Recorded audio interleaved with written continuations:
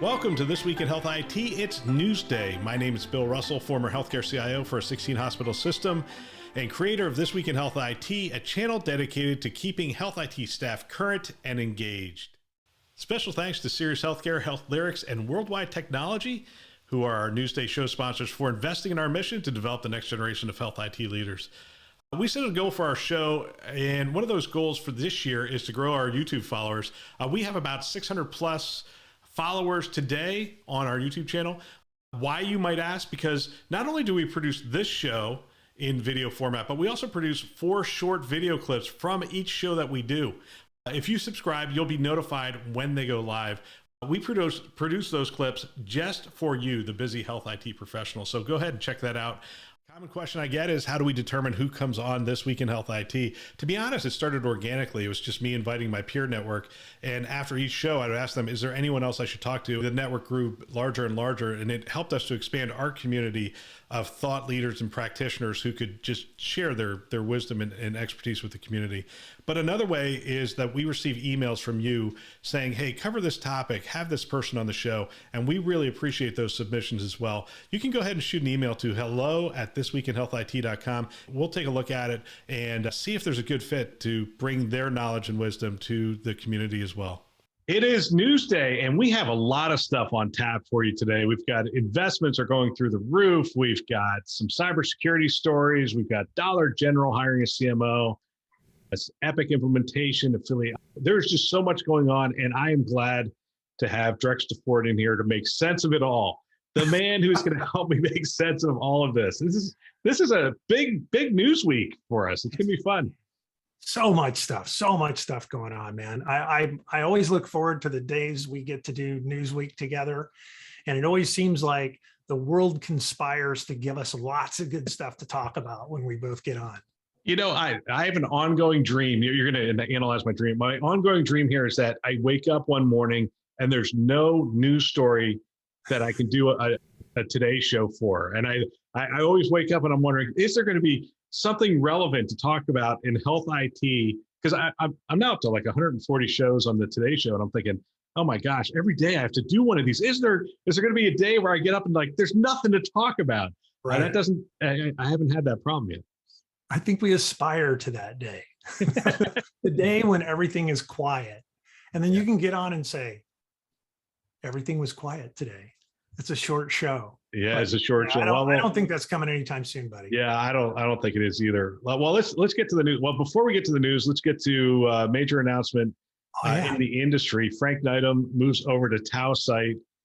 Frank has he's been on the show, and he's been a huge proponent of the show, and I really appreciate him moving to Tausight. That's a big deal. I mean, he was Frank from VMware for all those years.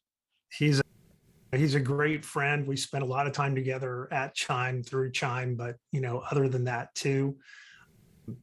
Yeah, it's really interesting when somebody has been at a place that long that their personal branding winds up really being intertwined with the company branding. Because when you think of VMware, you think of Frank and vice versa. So, I mean, congratulations to him. I think it's an awesome transition, and I'm sure he will do amazing stuff because that's just how Frank is. Yeah, and if people are probably listening to this having the same question in the back of their head, which is, what is Tausight? And don't worry, Frank and I have already been talking. We're going to have the founder of the organization, and the technology is really, really interesting. We'll have their founder on the show. We'll talk about the technology and give everybody an update on it. But again, same congratulations to Frank on making that move. Where do you want to start? Do you want to start cybersecurity, or is that too easy for you? I mean, you've done. I don't know if it's easy for me. How many calls today have you done where all you've done is talk about cybersecurity? For sure. So I did I've done a customer call, a client site presentation. I did an in-house presentation to our team. I did a webinar with, I don't know if I can say who, I'll say who. I did a webinar with Netscope and Sirius, and then I did a webinar with Citrix, and now I'm here with you. So I'm surprised my voice is holding out, but it's really been one of those days. And it's just, I mean, it's the reality of the world we live in right now. There's a lot to be talked about and worked on when it comes to cybersecurity. There is. So here's what we're going to do. We're not going to start with cybersecurity. We're going to get to it because there's a couple good stories in here. But let's start with the one that I'm really curious about. Louisiana hospital skirts $200 million Epic EHR implementation by seeking affiliation. The organization looked at it and said $200 million to implement Epic. We can't do it. It's a 165-bed hospital. It's women's hospital out of Baton Rouge, Louisiana. And they had the same kind of conversations, I think, that happen in a lot of these smaller health systems, which is like, look, $200 million is just way too much money.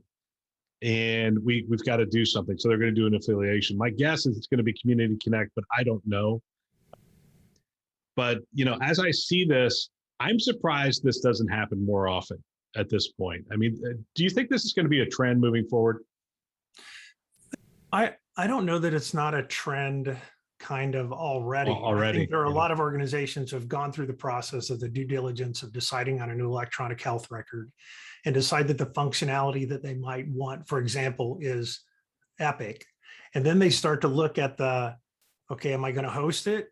Am I going to remote host it? Or am I going to try to take advantage of somebody else's Epic installation? And then there are a lot of big organizations across the country now who have big Community Connect installations, and they have a lot of happy customers. I think the hard part for those organizations is the conversion from I'm running my own Epic EHR and my effort as a help desk organization is best effort to signing up Community Connect sites and then realizing that they put themselves in a position to be a vendor and they have to have SLAs and they have to be able to do all the things like, manage order sets and a lot of other governance things that go with these Community Connect arrangements. So I don't know that it's definitely not a new thing, but I think more and more organizations are going to add that to their list of things that they consider when they're looking at new EHRs. Well, let's talk about what can go wrong here, specifically around this Epic EHR, because there's very high profile ones that have failed. The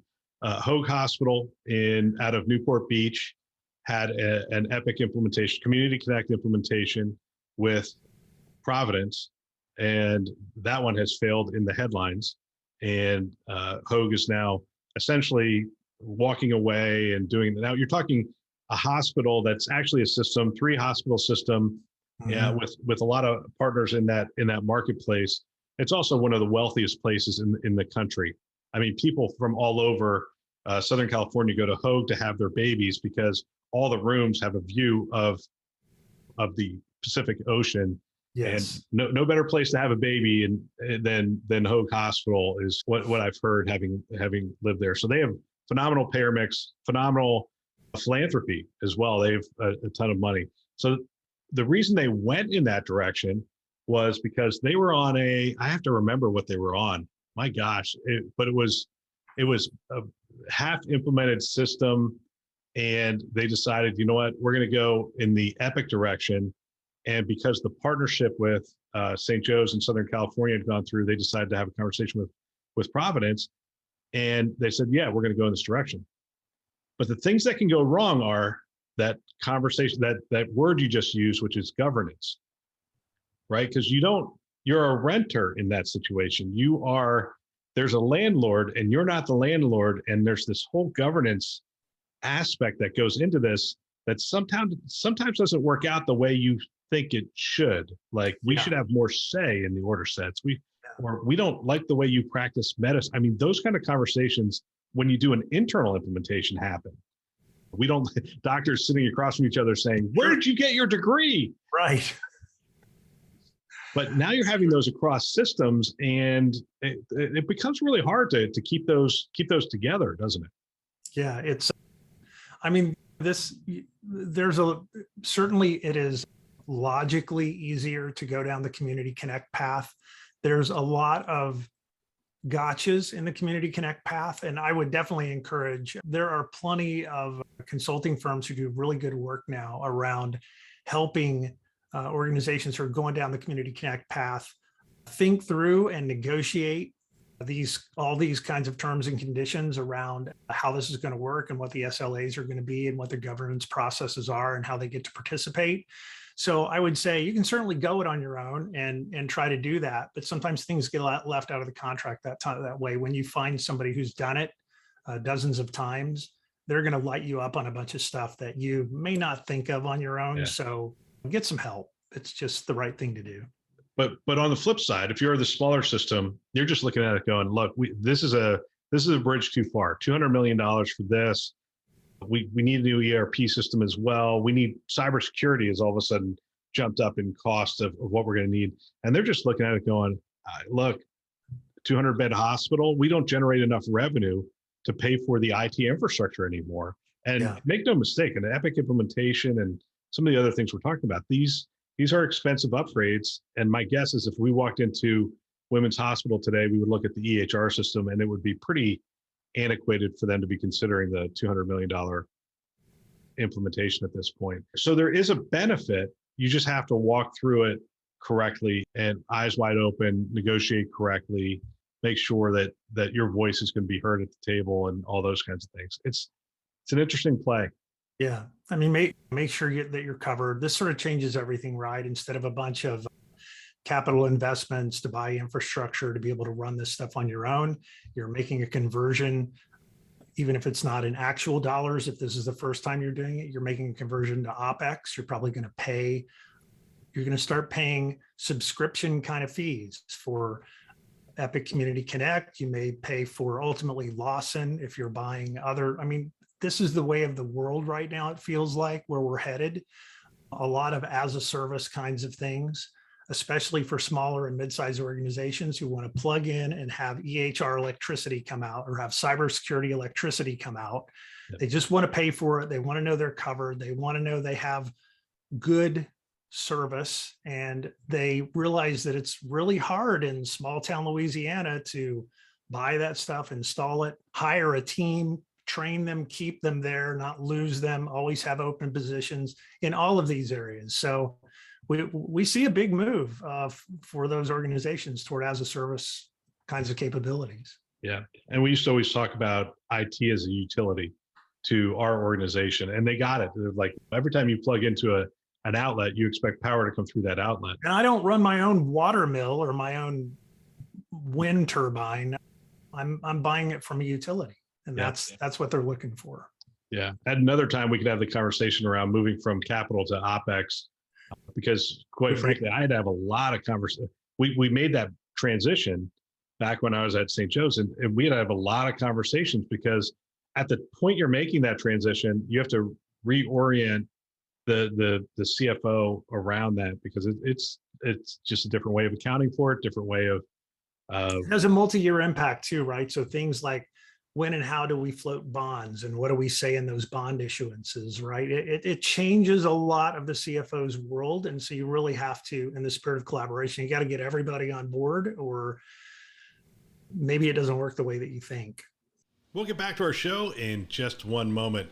Every day you're using your skills to help end substance use disorders within your community. The Health Resources and Services Administration is here to help you with the new STAR LRP program, which is Substance Use Disorder Treatment and Recovery Loan Repayment Program. Pay off your school loan with up to $250,000 from the STAR LRP in exchange for 6 years of full-time service at an approved facility. Behavioral health clinicians, paraprofessionals, clinical support staff, and many others trained in substance use disorder treatment are encouraged to apply. Applications are open until Thursday, July 22nd, 2021 at 7:30 p.m. Eastern Time, which is right around the corner. To learn more and apply to join the STAR LRP, you can use the link in our show notes or visit bhw.hrsa.gov. To learn more, that's BHW, as in Behavioral Health Workforce.hrsa.gov. Now, back to our show. Yeah, so let me give you the next story. So Lee Milligan sent this to me early last week, I think. He said, "This is huge." And I looked at the title and I thought, I can't believe he thinks this is huge. And then I read the story and I thought, this is huge. Dollar General hires chief medical officer, boosts healthcare items in the stores. It's as simple as it sounds. They hired a CMO. and the CMO came from McKinsey, I believe. Yeah, came from McKinsey, Dr. Albert Wu. Some of the first things they're doing is they're taking out some things in the aisles, and they are actually putting in refrigerators, some local produce, some better produce, and those kind of things. They're just selling healthier options to that community. But I think the thing that makes this powerful, much more so than a Walmart or CVS announcement, is the location of these stores, right? There's 17,400 Dollar General stores. And if you drove from where I'm at in Southwest Florida to Orlando, you'd pass about 30 of them. Sure. And you're driving, you see a combine or an orange field to the left, and then all of a sudden you come across small town America, right? And there's the Dollar General right in the middle there, and it really is, hey, do I get my groceries from the gas station, or do I get it from Dollar General? Yeah. I mean, it is almost that kind of trade-off. Sure. I mean, especially, there are places that are in food deserts like that where there isn't a grocery store, and literally driving to a grocery store is a multi-hour trip in many of those communities. It takes me 2 hours to get to the city that has a grocery store with fresh food. And so people don't do that. They make the other decision, which is go to a fast food restaurant, buy processed food, and all of those things lead to heart disease and obesity and all of that stuff. So, I mean, I'm with Lee. This is a big deal. This is a big announcement. And I think that if they do it right, it could really change. It could change eating options, which also ultimately impacts long-term health for those communities. So they also did some stuff during the pandemic. They did COVID testing at the Dollar General stores. One of the things we know is that vaccination rates are low amongst the population that would be around these locations. Right. If you were, let's say you're a Orlando Health, right? You're surrounded by rural population. I know people might not understand geography, but around Orlando on either side is just rural for about an hour or two in every direction, north, south, east, and west, until you get to Tampa, until you get to the Space Coast, and until you really get to Fort Lauderdale, Miami, that kind of area. So you literally have 2 hours surrounded by rural. Are you thinking, hey, this is a good potential partnership, and now I finally have somebody to talk to? I can talk to a chief medical officer who understands my industry. Yeah, I think that's that's definitely how I would be thinking. Having outposts in these areas, maybe set up, talking to that CMO about what are our telemedicine options or something that we could do so that we could see people with really minor things, write prescriptions, do this stuff to sort of take care of them. But if there's something more complicated, we want them referred to our hospital. So the devil's in the details there. There's a lot of stuff that could come from this, but I would definitely be looking at those Dollar General stores as potential outposts to expand the reach of my health system. 17,400 stores. It's amazing. When I saw the number, and then you start to see them, there's some things online you can go look at too, and it shows you like where they are. And it is pretty incredible. You don't really think about how they cover that rural segment of our population, but they really do cover a lot of rural territory. Yeah. So the fresh produce is in 1,300 stores. That will expand this year to 10,000 of those stores. So obviously they've negotiated the supply chain, and they've got that all worked out. It's really, really interesting to me, and they're growing their number of stores as well. This is by the way, a very profitable organization in and of itself, selling what they sell at a Dollar General store, because they sell at rates that are, I think I saw it in this story, and the number sort of took me back. They had their discounts versus like a CVS or other, but it was like a 20% lower. Dollar General is stealing market share. Dollar General prices tend to be 40% cheaper than drugstores, 20% cheaper than grocery stores, and in line with mass market retailers. Wow. Yeah, right? That's impressive. And look, But I'll tell you, like your Dollar General store, and you don't think much about that. I mean, because it's in rural communities, you might think, oh, well, it's a Dollar General store. It's not that sophisticated. But look, if you're pulling that off, there's got to be some pretty sophisticated analytics behind what you're buying, how much you can buy, how do you move it to all of those locations and get it on shelves so that you can buy it at a price that you can sell it at a lower price. I mean, there's a lot of math here, right? There's a lot of abacus work going into figuring out how to make this deal. Yeah, I mean, to get those kinds of margins, to get that kind of discount and whatnot, let's not underestimate that. I mean, you're talking, these stores are negotiating on pennies, and the volumes they're talking about, they're competing with stores that have really big volumes as well. So their buyers, their supply chain is really well thought out. It's also about figuring out the stuff that actually will sell in those stores and not accidentally blowing a bunch of cash buying stuff that nobody wants to buy in those stores. So yeah. Right. You ready to talk about cybersecurity again? Sure, let's do it. No, I know you did all day. Let's see. Yeah, so there's two stories here, and I thought both were interesting, and I wanted to talk to you about them. One was a deputy CISO for ExtraHop in Seattle, Jeff Costlow, gives some things to consider if you're going to go talk to your board, if a CISO is going to talk to their board about cybersecurity. And the other is why healthcare keeps falling prey to ransomware and other cyber attacks. Which one do you want to tackle first? Let's start with Jeff Costlow. ExtraHop is a company based here in Seattle. I may have been the first healthcare customer for ExtraHop back in, 2008 or 2009, when they wrote in and saved my bacon with their network detection and response capabilities.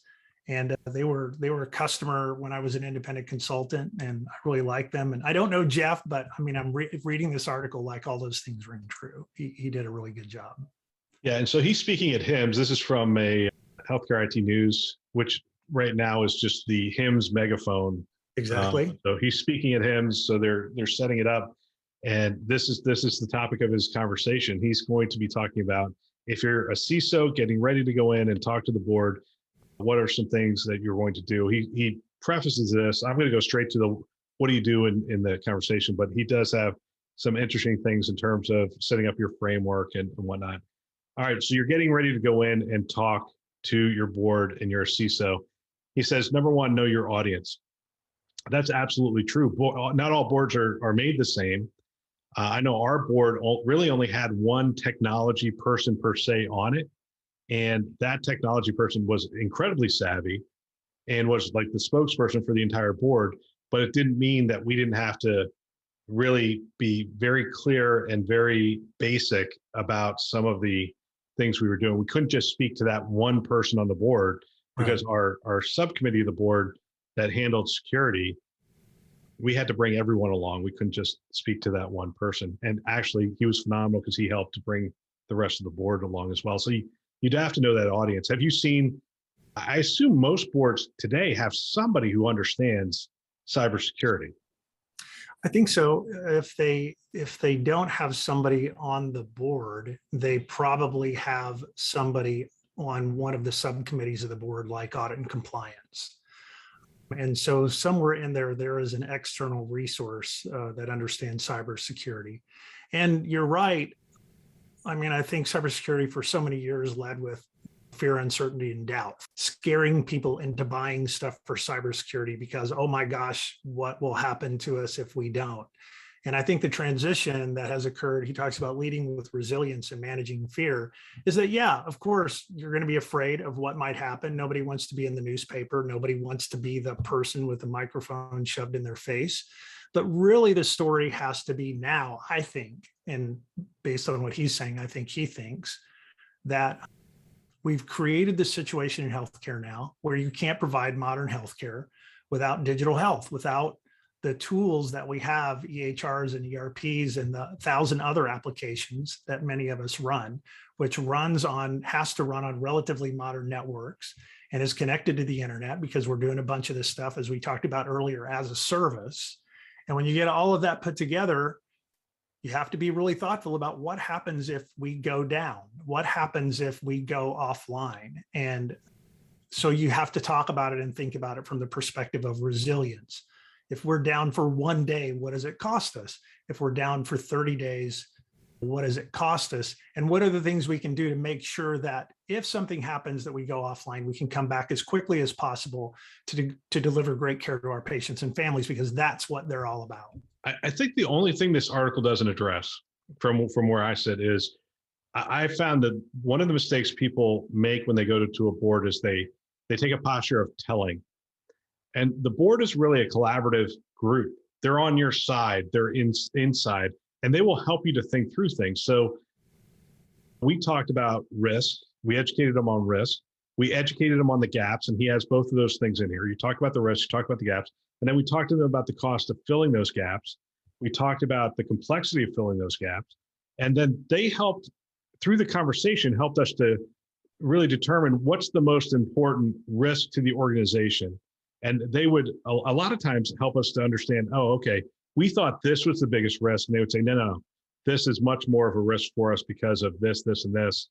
Because they, quite frankly, even as the CIO and CISO of the organization, sometimes they have a bigger picture because they're sitting in the entire board meeting and they're going, oh, look, no, our next 5-year strategy is based on this being right. And you have to make sure that this gets protected because that's the future of the organization. And we're focused on the 100-year-old hospital and making sure that all that runs fine. And they're going, no, shore up that gap first and then do these things. And so I think it's the approach that I would, if I were coaching somebody, and I have coached CIOs on this, is you have to understand there's a certain presentation you give to the board where you are telling, and then there's other presentations to the board where they are a collaborative partner and you walk in there with, hey, I'm going to tee these things up and I want to have a conversation with you around it.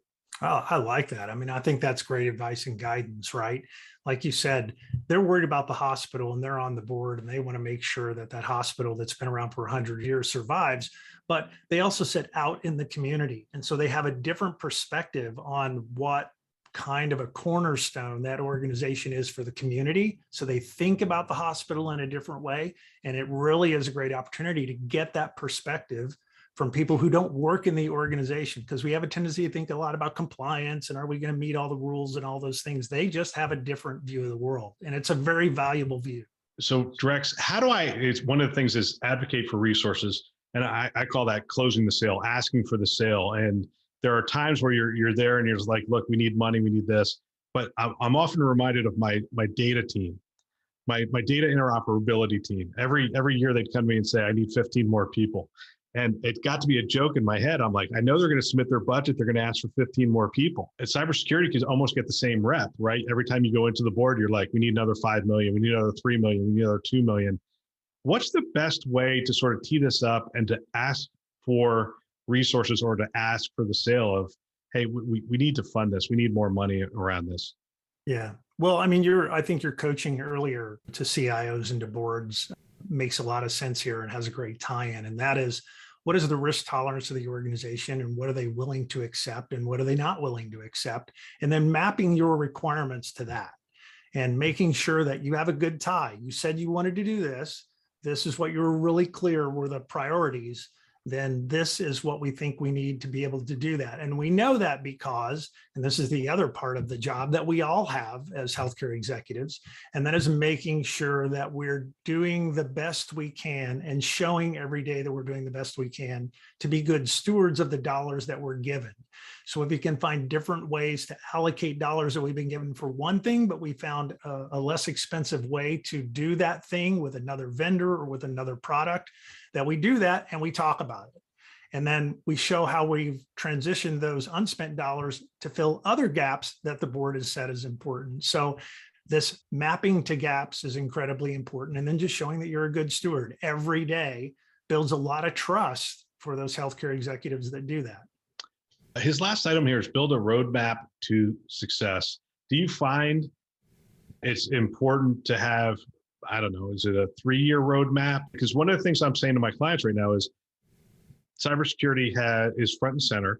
You could probably get more money this year than you're going to be able to get in future years, just because of what has happened in some of the health systems that have been pretty public.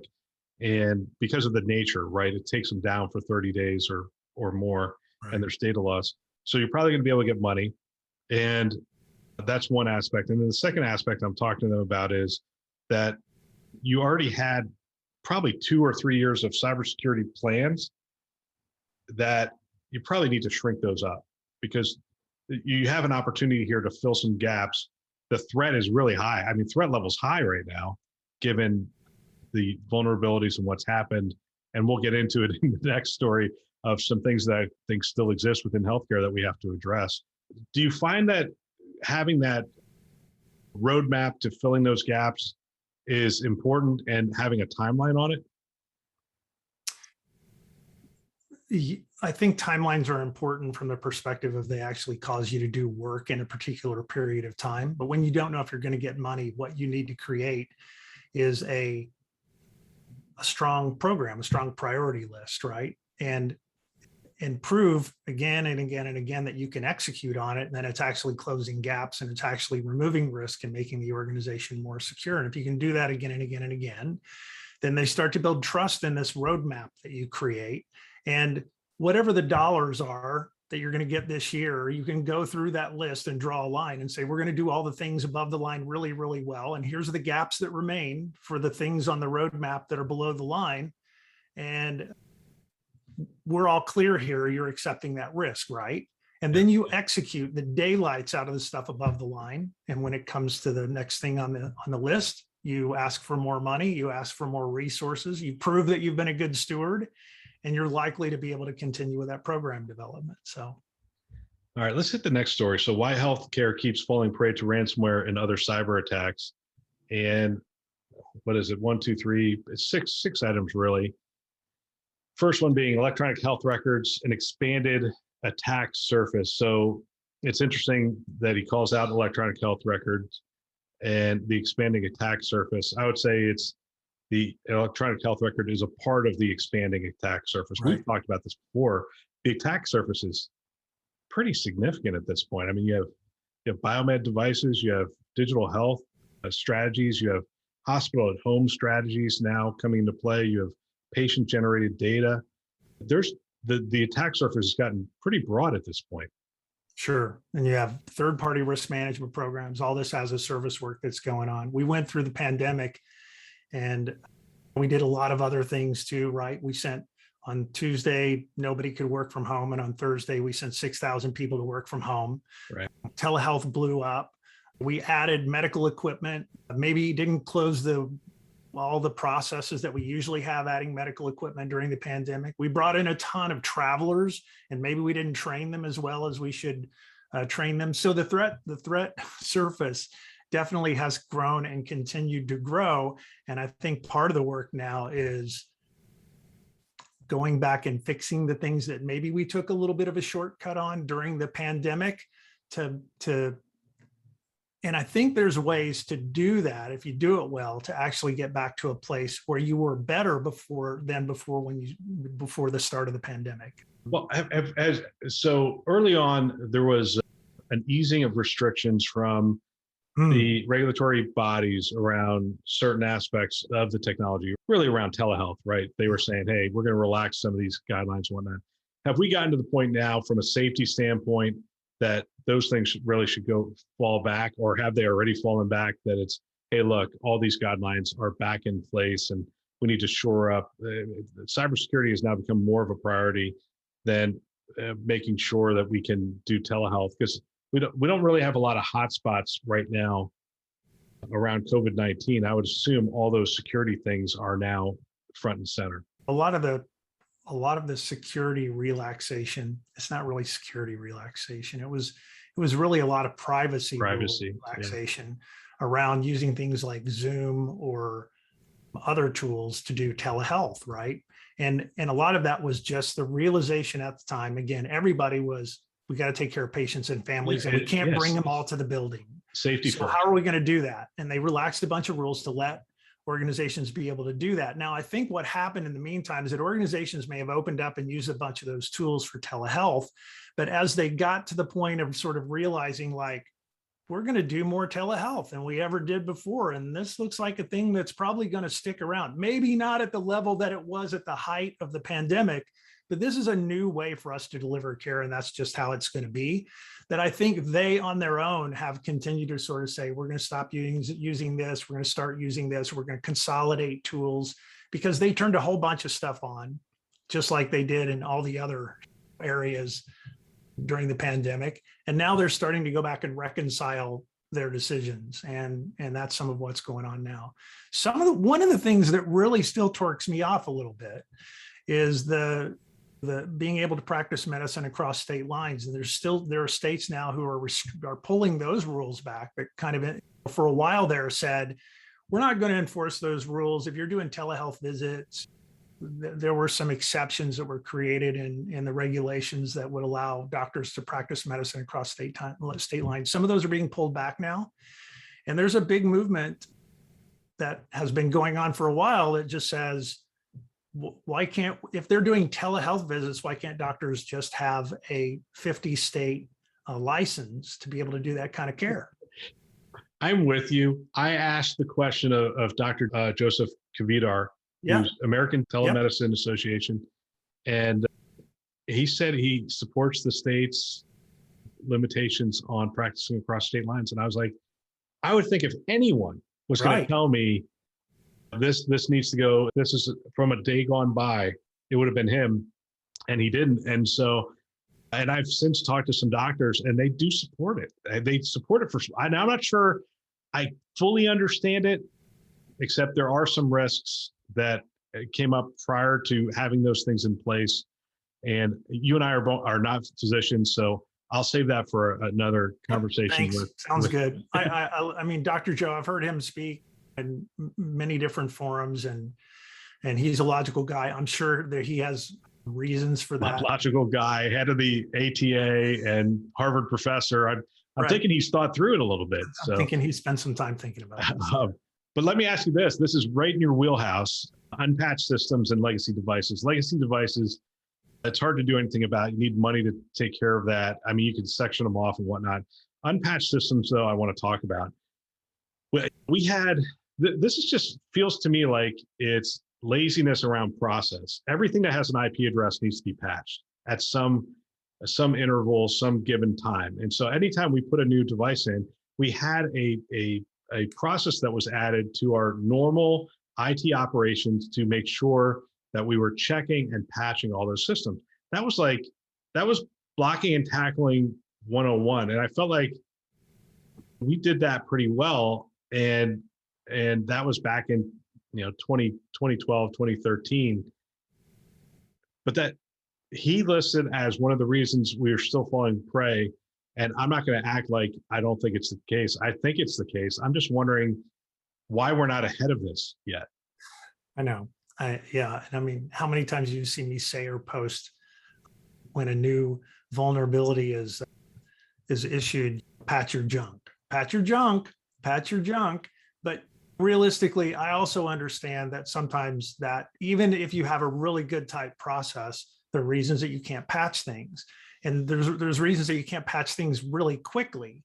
And that is because you need to take it through some kind of a testing process. Right. So you get the patch on, Tuesday, and it might take you, depending on how many people you have working in the QA, section, it might take you a week or more to get through some sort of a testing process to make sure that you don't break some clinical workflow because you decided to patch a system. And I don't mean medical equipment. I just mean something that is in the clinic that is a PC that runs a particular application that's unique to that clinic, which ties to the legacy conversation, right?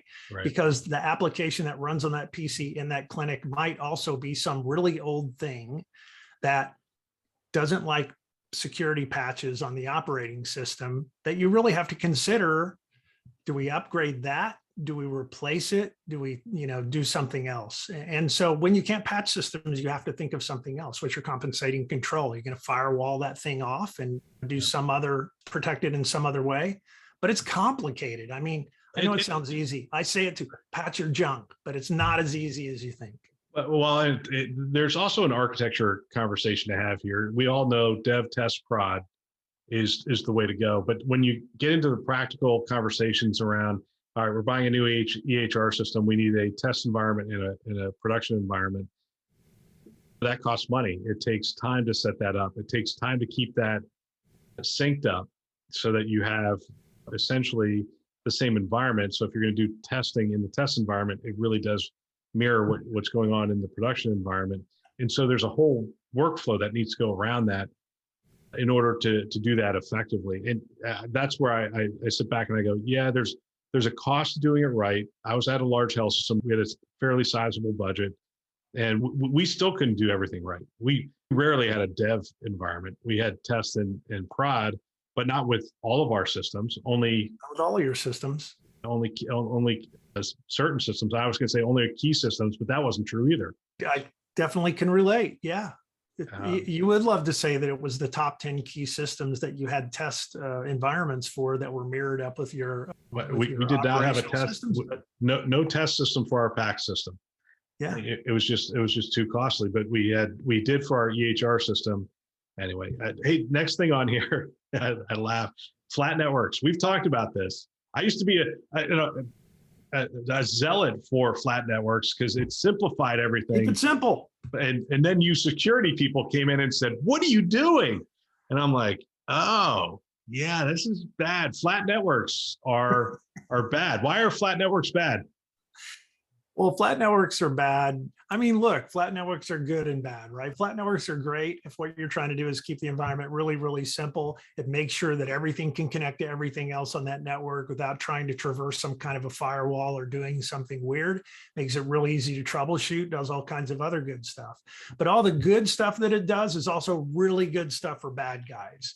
So once I have credentials and I've compromised an account, or I'm in your AD or I'm somewhere else, then once I move laterally, I realized pretty quickly as a bad guy, like, oh yeah, it's a flat network. I can get to everything. And those keys, those accounts are really valuable on the black market, because if you can tell others that I can sell you access to a network that has this many nodes on the network and it's flat and you don't have to fight, you don't have to go around worrying about ringing alarm bells, those become really, really valuable. So there's also the opposite, end of this too. Of course, you want to segment your network. You want to do some of that kind of work, but you can overdo it, right? It makes everybody crazy trying to run things on that network. So it's about finding balance and not just having just a big flat network. Yeah.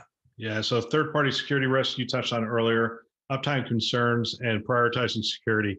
I would think that every health system in the country is prioritizing security. If you're having trouble with that, I've done, I don't know, about 12 shows in the last 2 months on security. Just take any one. Wow. Carl West and I talking about the Sky Lakes Medical Center is one. I just talked to Vic Naji last week on. No, he did great. Yeah, he's doing some interesting stuff on helping organizations to think through the recovery.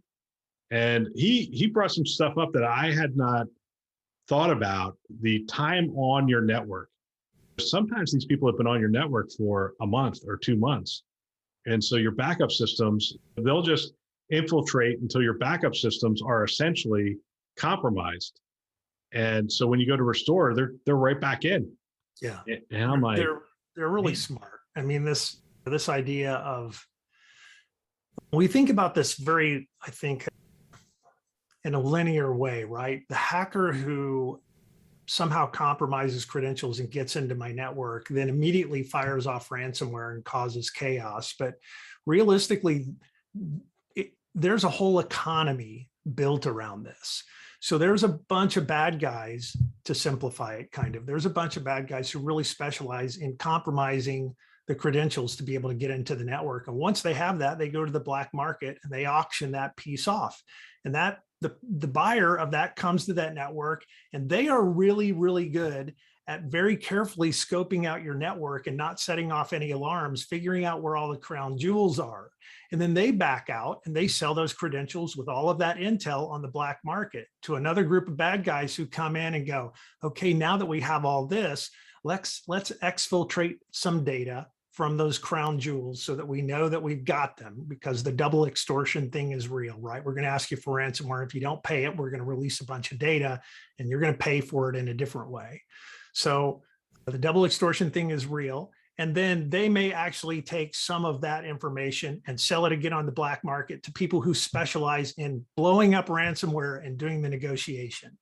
And so you think of this as kind of like one bad guy who has all these skills, but it really is sort of like a conglomeration of a mafia of cybersecurity criminals who kind of figure out how they've divided and conquered, how they've specialized their skills. So the thing they do really well is benefits everybody who's involved in the process. Wow. You're starting to, I remember that when my internal auditor used to bring their cybersecurity people in, I used to go home and I'd like look over my shoulder and I'd be worried about hug my dog and cry. I'm like, oh my gosh, this is so hard. I mean, everybody and their brother wants all the stuff that's behind my firewall. And it just felt like they're really well funded. They're really smart. And you think, well, these are people in a garage. They might be people in a garage, but they're really well educated and they really understand how these systems work. And now what you're telling me is essentially they're connected. There's a whole connected, I mean, they're connected economically, but they're also connected by specialty. I'm going to do my specialty and hand it off to you. You're going to do your specialty and hand it off to the next person. Right. And in the end, I mean, there may be no money that's exchanged for these deals, for these selling credentials, selling crown jewel information, all of that. That may all be, we all want to make sure that we're connected to the guy or the lady who is really good at setting off ransomware and then collecting, right? Because we may not get paid until we get a cut of that final deal. That may be the relationship that you've built. So it's crazy, man. It's amazing and scary, and not to scare folks. I mean, but that's the reality of the world. That's the world we live in. I mean, you can bury your head in and that used to be a strategy. I remember talking to somebody and they're like, look, my health system's so small, they don't want to get in. I'm like, nah, anonymity is not a strategy, and head in the sand is not a strategy. I don't think it's a thing you can do anymore because, look, healthcare is critical infrastructure, and just like pipelines and just like meat packing plants, and you go right down the line, healthcare is critical infrastructure. And if we're indeed perhaps collateral damage in some kind of proxy war that's going on right now, it's not about you. It's about a lot of organizations like us and how taking us down could affect the critical infrastructure of the country. So don't think about this so personally or so organization centric, right? You may be one in the domino chain of the thing that the bad guys are really trying to create, cause, or get to. Yeah, the story I tell people to not take it personally is the same exact email that went to Sky Lakes went to St. Lawrence Health System in New York. It's like they didn't distinguish by state. It's not red state, blue state. It's not large health system, small system. They just shot that email out to a bunch of health systems. The ones who clicked on it, they said, all right, these are the ones we're going to go to work on. That's why they call it phishing. Yeah. Just throw your nets out there. Well, Drex, I always love talking to you. I mean, I'm a little scared. I'm going to go hug my kids and my wife when I leave here, but I really appreciate you coming on the show. And again, another great conversation. Thanks a lot. It's my pleasure. I always enjoy being on, and take care, everyone. I'll catch you all again soon. What a great discussion. If you know of someone that might benefit from our channel, from these kinds of discussions, please forward them a note. Perhaps your team, your staff. I know if I were a CIO today, I would have every one of my team members listening to this show. It's conference level value every week. They can subscribe on our website, thisweekhealth.com, or they can go wherever you listen to podcasts, Apple, Google, Overcast, which is what I use, Spotify, Stitcher, you name it, we're out there. They can find us. Go ahead, subscribe today, send a note to someone, and have them subscribe as well. We want to thank our channel sponsors who are investing in our mission to develop the next generation of health IT leaders. Those are VMware, Hillrom, Starbridge Advisors, Aruba, and McAfee. Thanks for listening. That's all for now.